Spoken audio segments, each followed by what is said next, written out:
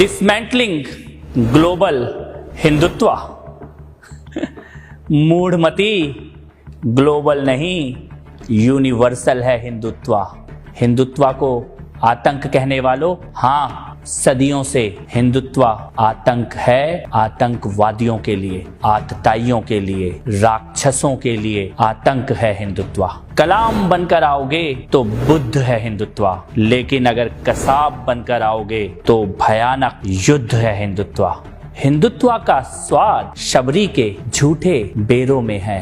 हिंदुत्व का मतलब भरत के साथ खेलते हुए शेरों में है। हिंदुत्व राम की मर्यादा, सीता की तपस्या, लक्ष्मण की शक्ति, हनुमान की भक्ति, दशरथ का वचन, जटायु का त्याग। तुम्हारी समझ में क्या आएगा? चल भाग। हिंदुत्व को गाली देने वालों, कभी शिशुपाल की कहानी पढ़ लेना।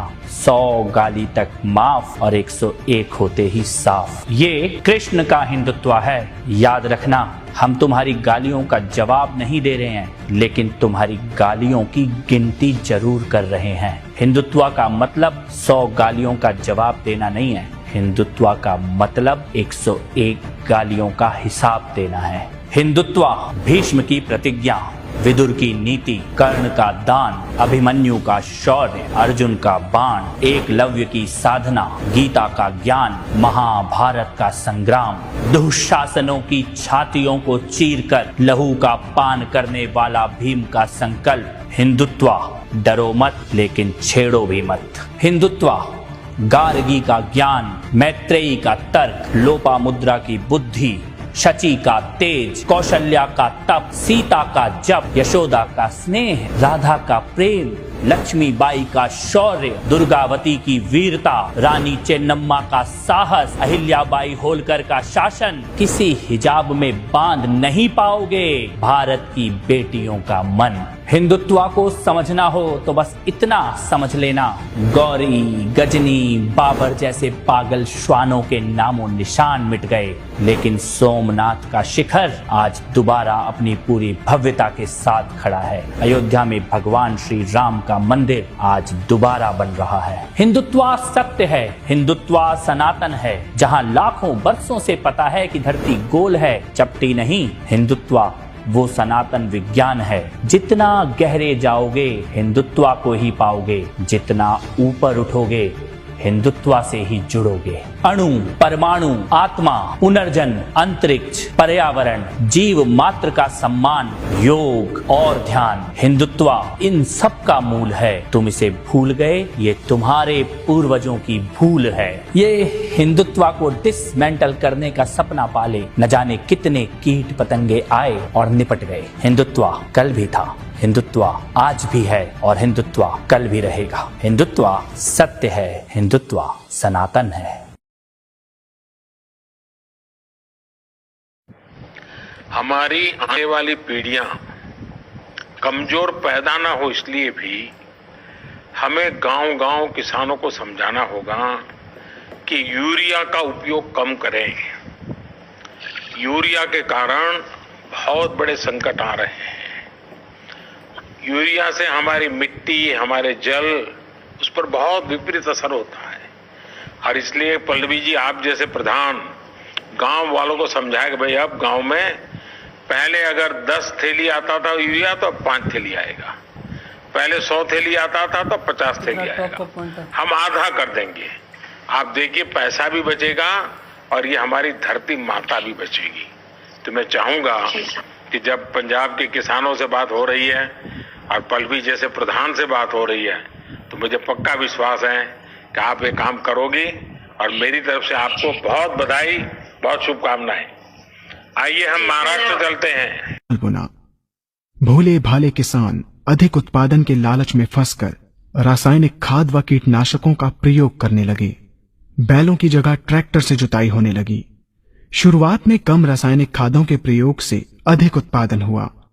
धीरे धीरे रासायनिक खादों के प्रयोग के कारण भूमि की उर्वरा शक्ति क्षीण होने लगी, जिसकी वजह से उत्पादन घटने लगा तथा फसलें कमजोर होने लगी। फसलों के कमजोर होने के कारण उनमें रोग व कीट लगने लगे। रोग व कीटों से फसल की सुरक्षा के लिए और अधिक कीटनाशकों का प्रयोग होने लगा।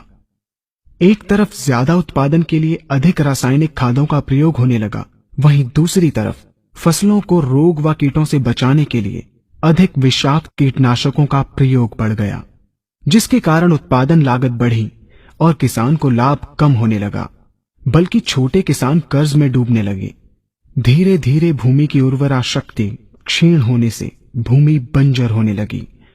रासायनिक खाद व कीटनाशकों के कारण खाद्यान्न भी विषाक्त हो गए तथा जलवायु भी प्रदूषित हो गई, जिसके कारण मानव पशु पक्षियों के स्वास्थ्य पर प्रतिकूल प्रभाव पड़ा, जिसका परिणाम आपके सामने है। मानव स्वास्थ्य पर रासायनिक खादों के पड़ने वाले प्रभाव को आप ऐसे समझें। जब किसान फसल में रासायनिक खाद डालता है तो रासायनिक खाद में उपस्थित विषाक्त रसायन जल में घुलकर सबसे पहले जल को प्रदूषित कर भूमि के अंदर उपस्थित केचुए व सूक्ष्म जीवाणुओं को मार देता है। ये बात सभी किसान अच्छी तरह से जानते हैं कि केचुए व अन्य सूक्ष्म जीवाणु भूमि की उर्वरा शक्ति को बढ़ाने के लिए अति आवश्यक होते हैं। विषाक्त रसायन के कारण इनकी मृत्यु हो जाने से भूमि की उर्वरा शक्ति नष्ट हो जाती है तथा भूमि कठोर होकर बंजर होने लगती है। रासायनिक खादों के विषाक्त रसायन पानी के माध्यम से अन्य खनिजों के साथ फसल के अंदर पहुंचकर फसलों को विषाक्त बना देते हैं। बाद में जब खाद्यान्न के रूप में मनुष्य या अन्य पशु इन्हें खाते हैं तो ये विषाक्त रसायन मानव स्वास्थ्य पर बहुत ही बुरा प्रभाव डालते हैं तथा मनुष्य के अंदर तरह तरह के रोग उत्पन्न करते हैं। जब हम जैविक खाद का प्रयोग भूमि पर करते हैं तो जैविक खाद पानी में मिलकर पानी को प्रदूषित नहीं करती।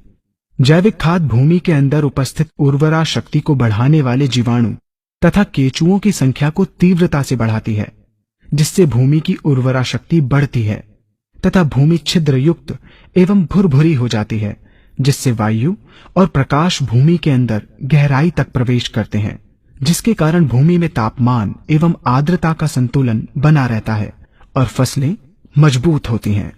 जैविक खाद में विद्यमान तत्व खाद्यान्न के माध्यम से मानव व पशु पक्षियों के शरीर में पहुंचकर स्वास्थ्य लाभ पहुंचाते हैं। जैविक खादों के प्रयोग से फसलें अच्छी और मजबूत होती हैं, जिसके कारण उन पर रोगों एवं कीटों का ज्यादा प्रभाव नहीं पड़ता। यदि किसी प्राकृतिक कारणवश कीटों व रोगों का प्रभाव अगर पड़ता भी है तो गौमूत्र एवं औषधि